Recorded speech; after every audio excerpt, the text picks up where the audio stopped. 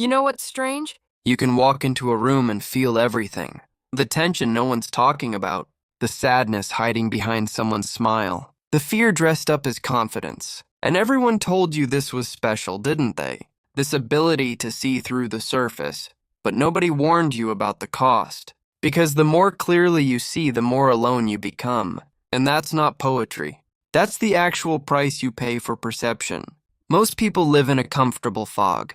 They ask, "How are you?" and accept "fine" as a complete answer. They laugh at jokes that aren't funny. They pretend not to notice when someone's marriage is crumbling or when a friend is silently drowning. It's not that they're stupid. It's that they've agreed to stay on the surface. And the surface is where connection happens, where friendships form, where people feel safe. But you can't stay there. You see too much. You feel too much. And the moment you open your mouth, the moment you acknowledge what everyone else is pretending not to see, you become the problem. Not the thing you noticed. You. Because your perception threatens the comfortable fiction everyone else is living in. If this is hitting differently, stay until the end. You'll understand why seeing clearly might be both your greatest strength and your deepest curse. Here's what nobody tells you about awareness. It's not something you can turn off. Once you develop the ability to read people, to sense what's unspoken, to feel the undercurrents in every interaction, it's always on, always operating, always showing you what others prefer to keep hidden. And you start to realize something terrifying. You're living in a completely different reality than everyone around you. Think about it. You're at a party. Everyone's laughing, talking, having a great time, and you're standing there feeling the anxiety rippling through the room like an invisible current. You notice the woman who flinches when her partner speaks. You sense the guy who's desperately lonely despite being surrounded by friends. You feel the performance in every conversation, the masks everyone's wearing. And here's the first danger: isolation. Not the normal kind of loneliness, something deeper. The isolation of speaking a language nobody else understands. Of seeing a world nobody else can see. Your friends start pulling away, not because you're mean or judgmental, but because they feel exposed around you. They can't maintain their comfortable masks in your presence. They'll say things like, "You're too intense," or "You read too much into everything," or "Can't you just relax and have fun?" But you can't. Because asking you to stop seeing is like asking someone who can hear to ignore sound. It's not a choice. It's not something you're doing. It's who you are. I want you to understand something. When you see the truth of a situation, when you perceive what's really happening beneath the surface, you face an impossible choice. Do you speak or stay silent? If you speak, you risk being attacked. And I don't mean physically, I mean psychologically. You'll be called negative, overly sensitive, a troublemaker. You'll be accused of creating problems that don't exist, of being unable to just let things be. But if you stay silent, if you swallow what you see and pretend not to notice, you begin to lose contact with yourself. Because every time you ignore your own perception, every time you accept someone else's version of reality when you know it's false, you're telling yourself that your experience can't be trusted. And over time, this creates a split in your being. Part of you knows the truth. Another part must pretend not to know it. This is a quiet form of madness. Comment one word that describes what it's like to see what others can't. I want to know if you're experiencing this too. Here's the second danger, and it's the one that destroys people. When you see clearly and others don't want to see, they turn their anger on you, not consciously. They won't sit down and decide to make you the villain, but unconsciously, automatically, they begin to treat you as the problem. As if your perception is creating the very difficulties you're merely observing. This is shooting the messenger in its purest form. When you point out that something's wrong, people don't thank you for the truth. They attack you for disturbing the comfortable fiction they were enjoying. Your clarity becomes a threat, and threats must be eliminated or controlled. So they label you. You're too negative. You're creating drama. You're unstable. You need to lighten up. You're paranoid. Notice how all these labels have one thing in common? They all suggest the problem lies in you, not in what you're seeing. It's brilliant defensive strategy. If they can convince you that your perception is flawed, they never have to look at what you're perceiving. And this is where people break. Because when everyone around you is telling you that you're wrong, that you're imagining things, that you're too sensitive, you start to doubt yourself. You start to think maybe they're right. Maybe you are the problem. Maybe your ability to see isn't a gift at all. Maybe it's a defect. But here's what I need you to understand. Your perception isn't the problem. What you're seeing is real. The tension is real. The dysfunction is real. The pain hiding behind the smiles is real. You're not crazy. You're not broken. You're just awake in a world that prefers to sleep. Now comes the third danger, and this one is subtle but devastating. When you're constantly absorbing the emotional states of everyone around you, when you're perpetually picking up on what's unspoken and unfelt, you begin to lose track of what actually belongs to you. Your own feelings become mixed up with everyone else's. You walk into a room feeling perfectly fine and leave feeling inexplicably anxious or sad or angry, and you have no idea if these feelings are yours or if you've absorbed them from the environment like a sponge soaking up water. Imagine never quite knowing which thoughts are your own, never being certain whether the emotion you're feeling belongs to you or to the person sitting next to you. People who experience this describe it the same way. I feel like I'm disappearing, like there's less and less of me and more of everyone else. This isn't metaphor. This is a real psychological danger. When the boundaries between self and other become too permeable, when you're taking in too much without protection, you can actually lose contact with your own center. Your own identity. So here we are. 3 dangers. Isolation from seeing what others can't see. Attack for threatening comfortable fictions. And loss of self from absorbing too much. This all sounds pretty grim, doesn't it? Like being cursed with awareness. But here's where everything shifts. The danger isn't in the seeing itself. It's in what you do with it. It's in the unconscious compulsion to fix everything you perceive, to save everyone from their unconsciousness, to point out every hidden truth, to solve every unacknowledged problem.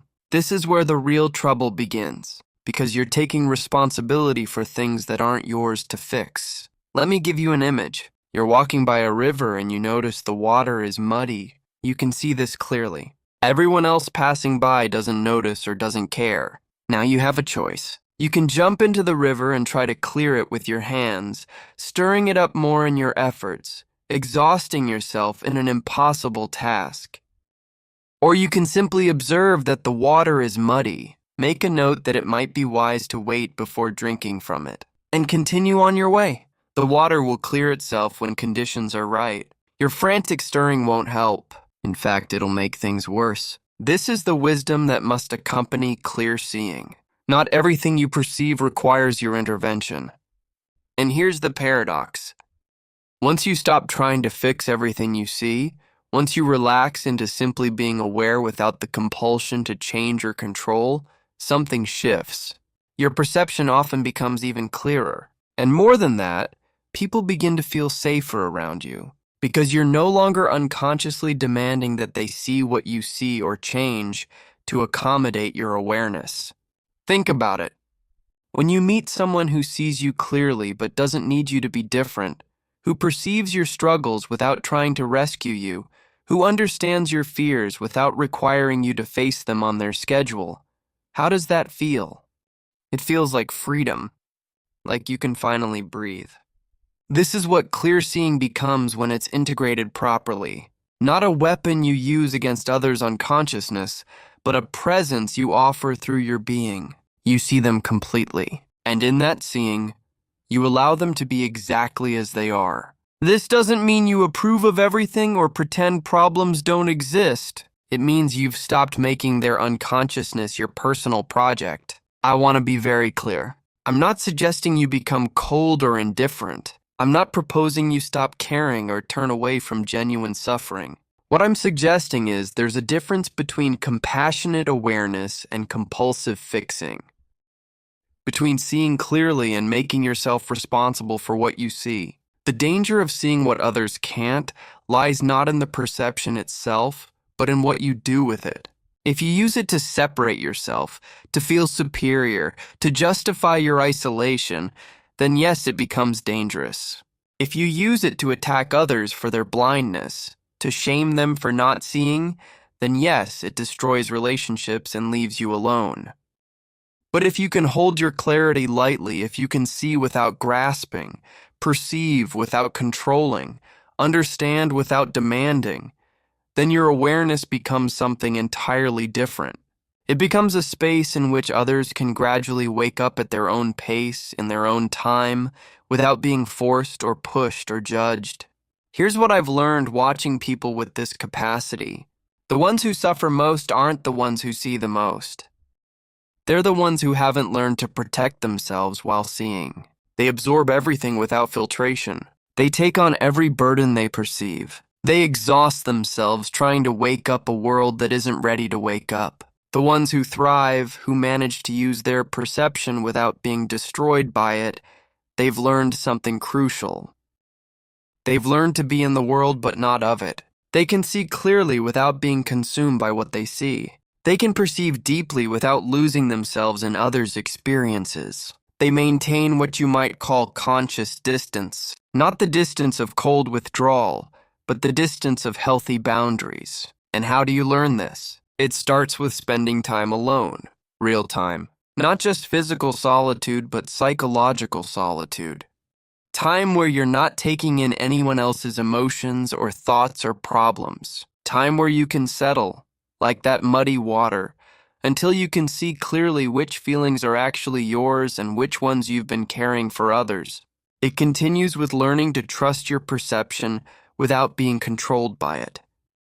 Yes, you see that your friend's marriage is in trouble. Yes, you sense your colleague is deeply unhappy. Yes, you feel the dysfunction in your family system. All of this may be absolutely true, but the question isn't whether you see it correctly. The question is what you're going to do with this information. And sometimes, often actually, the wisest thing to do is nothing at all, except hold the space for truth to eventually emerge on its own. This doesn't make you passive or uncaring. It makes you wise, because you understand that people change when they're ready to change, not when you need them to change. Problems get solved when conditions are right, not when you've decided it's time. And consciousness develops at its own pace, which is almost never as fast as you'd like. So here we are at the heart of it. The danger of seeing what others can't is real. It can isolate you, exhaust you, turn you into a target for others' defensive anger,